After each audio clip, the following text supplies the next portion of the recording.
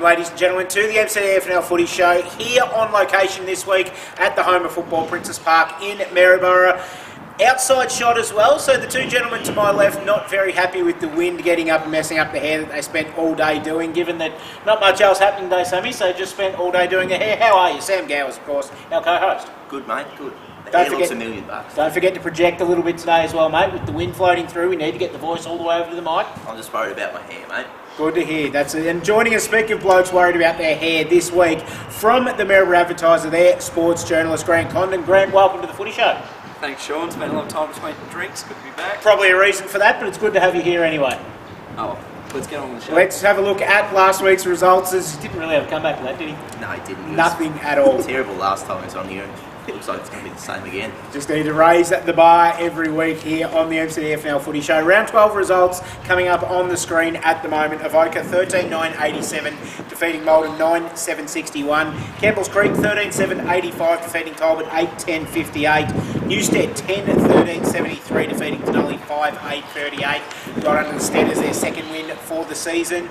Royal Park 17-8-110 outlasting Harcourt 15-9-99 to take over the fifth spot. Navarre 12-9-81 defeating Lexington 10-3-63. Very entertaining game of footy, and one we'll touch on very shortly. Natty Bialama 14-13-97 defeating the Maryborough Rovers 9-13-67. For more reports, the scoreboard a little bit flattering for Natty. Maryborough Rovers playing one of their better games for the season. And Carisbrook on Sunday travelled out to Trentham and won 18-15-123 to Trentham 5 goals 10-40. Netball results from round 12, please, Samuel. Avoca getting over the line against Malden by just one goal, 43-42. Talbot getting their first win of the year, 42. Campbell's Creek 17. Newstead 39-27. Harcourt demolished Royal Park 53-20. Navarre touched up Lexington 41-18. Natty Bialaba demolished Maryborough Rovers 93-20. And Trentham knocked off Carisbrook 30-23. Yeah, very interesting result. Ebony Knight 60 goals for Natty on the weekend as well. That's more goals in one game than Grant Condon's kicked in his whole career. So absolutely flying other Natty netballs. We'll have a look at the ladder very shortly. Football ladder up on the screen at the moment. As we can see, Navarre still undefeated on top of the ladder. 34 wins in succession for the Hoppers now. Carisbrook in second. Natty Bialaba move up to third this week with their percentage booster, and Lexington dropping down to fourth. 2 games behind them, Royal Park in fifth. Jumping into fifth, Harcourt down to sixth this weekend. Maryborough Rovers in seventh. This is where it starts to get interesting. A game behind them, Campbell's Creek in eighth and Avoca in ninth. Then another game back to Talbot, Trentham and Malden. Newstead with 2 wins for the season, then Denali at the foot of the table. Sammy, let's have a look at the netball ladder, please. Yes, Navarre on top, Harcourt in second place, doing very nicely indeed. Like you said, Natty up to third, Lexington in fourth, Avoca fifth, Malden sixth, Trentham in seventh. Good work by the Saints. Carisbrook in eighth, rounding out the finals contenders there. And as we can see, you just about put a line underneath that from now on in as well. That don't see Newstead being able to get into that top list. They don't, like you said, Newstead in ninth, Royal Park 10th. Maryborough Rovers in 11th, Denali 12th, Talbot 13th, and Campbell's Creek 14th without a win. Talking points for this week, gentlemen. Starting out at Navarre, they got their 34th victory in a row on the weekend, the first ever recipients of the Bibby Fisher Shield. But did they show their mortality in the win as well? I was out at the game, a very entertaining game of football throughout the day, but it took them 2.5 quarters to get over the top of Lexington, who had a couple out and would have really taken some confidence away from the game, Sam. Yeah, something like 6 lead changes in this game, Sean. So 5 of them in the third quarter. So it would have been a really good spectacle. I actually spoke to a couple of boys from Lexington, and they said they reckon they've got Navarre's measure next time they meet, so it should be interesting. Yeah, it's interesting. It was only 7 points in the preliminary final last year, Grant. Now it's 18 points this year. They're not too far away, these two teams.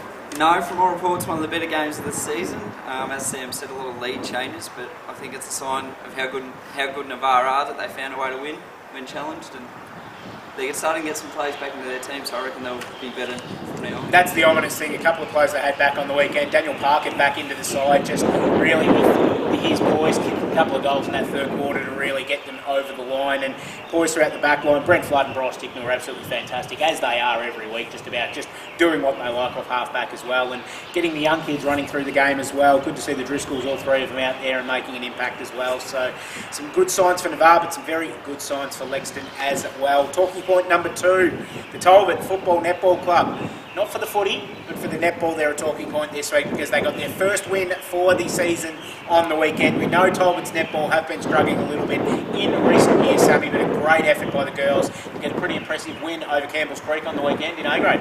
Yeah, we mentioned that last week that one of these two teams was going to get their first win, and the Hawks came out on top. Richard Sayers on target for the Hawks, 27 goals. Yep, fantastic effort by Talbot, Grant. Good to see that little bit of positivity within the club, especially in the netball ranks that, as we said, have been down for a little bit, but as you can see with Trentham this year, start to get that positivity in throughout the year and build something up, and all of a sudden get a couple of plays in that turns into something that you can really work with. Yeah, no, absolutely. Good win for the Talbot girls on the weekend.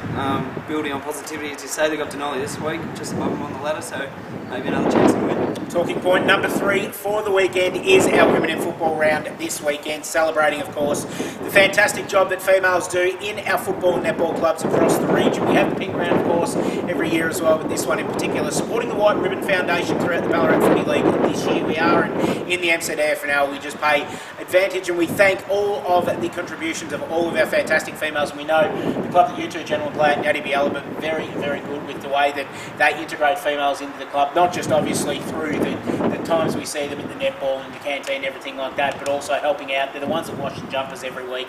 They're the ones that basically make the footy club run. Yeah, they certainly are. It's a very family-oriented club at Natty, as I'm sure most of the MCDFNL clubs are. Yeah. And the ladies of those clubs do great work, so good on you, ladies. Yeah, good on you, ladies. Great job by everybody. And we'll have a look at our Women in Football round this week.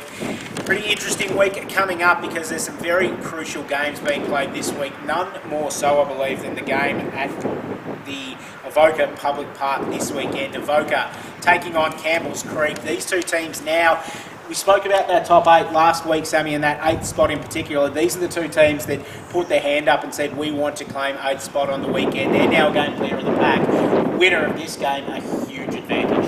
Yeah, like you said, we spoke last week, there was those 5 teams battling for that 8th spot, and now the Creekers and the Bulldogs have broken clear of that pack. The winner of this one goes another game ahead, and they could have 8th spots sewn up in the next couple of weeks. They could indeed. Avoca have been in some pretty good form of recent, Grant, as well. They've won their last 3 now, but Campbell's Creek on the weekend showed that they are not a team to be messed with, especially on their home deck. They have to travel this week to Avoca, but with the Ashmore boys in form, especially in front of goal, makes it a bit of a task for the Bulldogs. Not a lot of split between these two teams. Avoca 3 wins on the trot, Campbell's Creek 3 and 4 with a loss to Natty in between, so yeah, very hard to tip this one, but I think Avoca will get the job done. Sammy? I'm going to go for Avoca as well. I'm marking these down because I get grief from you two every week that the tips are wrong in the record. So marking that down, I'm going to make it 3 from 3. Just Avoca's form at the moment is really, really irrepressible, I see, and they want to put their hand up. They've got a tough couple of last rounds of the season, as we saw in the record last week with that brilliantly written breaking down the finals race piece, which has been updated in this week's record, so we'll be able to see exactly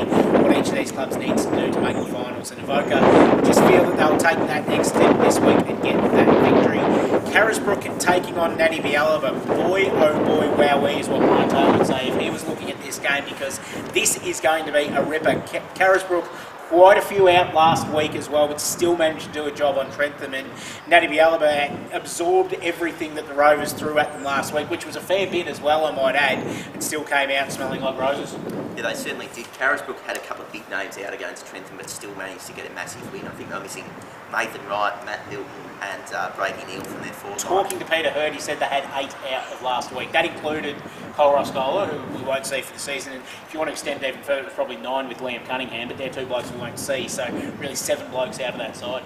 Yeah, so Tim McKay would have been pleased that a guy like Jack Ross could put his hand up against the Saints and kick 5 goals. Yeah, it was indeed. Natty Biella, though, going along pretty nicely, as you'd be able to tell from the inside. Grant Condon, they are looking like they would be one of the challengers this year, but this is a game that will really show us how fair dinkum Natty are.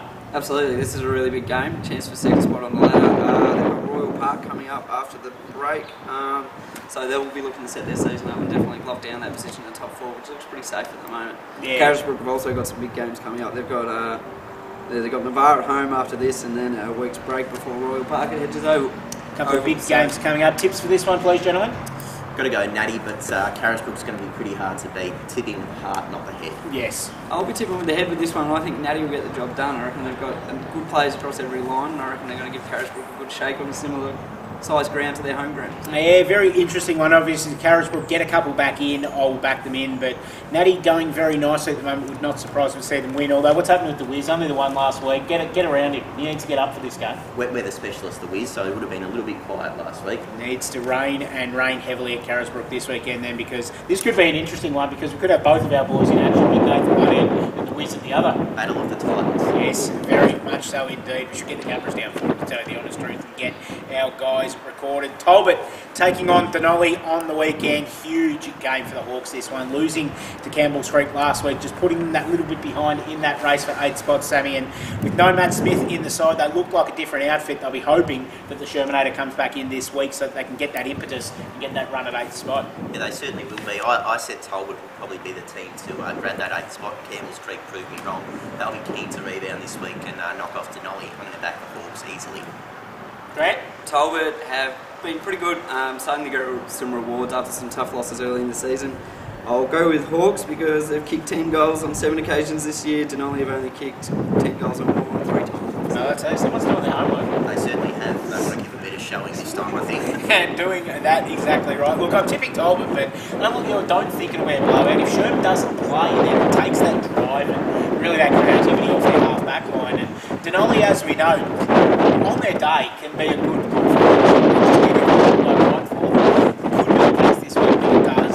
Talbot still, I just think too much to play for to drop this one. Yeah, too much class for Hawks. So it's Hawks all around for everybody in this one as I mark it down. Harcourt taking on Navarre this weekend. We spoke about Harcourt, I reckon it would have been 6 weeks back now, Sammy, and obviously we targeted that they were going to have a pretty tough month of July because they faced all of the top sides, and it's been exactly that way. What we thought would happen has actually happened last week. Harcourt slipped down the ladder a bit, though. I know they were second at the time, they're now in 6th spot. Tough game this week against the Navarre side. And as we said, looked mortal last week, but they're still Navarre and they've still got winners on every line. Yeah, like you said, we did talk about the Harcourt had coming up, and this is the toughest part of all. Taking on the unbeaten. It's a little bit easier for Harcourt after this week, Grant, but this week is probably the one that they need to get out. Although they've been competitive in this month, they had a good showing against Lexington, a good showing against Royal Park. If they can put a good showing in against Navarre, who are the competition benchmark by so far it's not funny, then it'll hold them in good stead going into the finals. Yeah, loss this weekend wouldn't be any disgrace to the side, and they have been pretty competitive. They've had the tough draw the last couple of weeks and some injuries. I think they've been a little bit better than what some people might have thought, considering those injuries. And they'll give a good crack this weekend, but you couldn't tip against Navarre. Can't tip against Navarre for the last 34 weeks. Why would you do it again this week? Hoppers for everybody in this one. Lexington taking on Trentham at Lexington this weekend. Trentham's absolute last roll in the dice, I feel, for a final spot, but it's not going to be easy because that Lexington side looked pretty good last weekend. Even Matty Brown ended the day with 4 goals. I reckon he was held goalless almost in the first half. I think he kicked 1 in the first half. Josh Folks did a number on him, but like good players do, managed to bob up and kick some goals at the end of the game. Lachie Murray was really dangerous up forward as well, and Scott Clark for Lexington as well. Because they've got so much talent on every line, I think it's Lexington really good showing against the bar this week. Shane Fisher has been disappointed to knock them off. Lexington by a lot. Grant? Yeah, I reckon Matty Brown might smell some blood in the water. He's averaging over 5 goals a game in the past 4 rounds, so I reckon he'll kick a bag and Lexington to get home. What's going on? We've been showing up. This research stuff Has got us absolutely ghosted. We don't know what you're doing here, so we mark down everyone for Lexington. Royal Park taking on Maldon at Hedges Oval. And Royal Park been in some pretty good form in the last couple of weeks. They've moved themselves up into 5th spot at the moment. They know that with a couple of tough games for the sides above them, there's still a chance for 4th spot, and they need to boost their percentage, and I think they will this week against Maldon. Yeah, I agree. Like you said, Royal Park need to stay in touch with that top 4, and this is a perfect chance for them to do so. The other teams, like you said, have got a couple of tough games coming up, so they could find themselves in that top 4 come season's end. Definitely. Maldon pretty interesting drop-off after a pretty good start of the season. They had 3 early wins.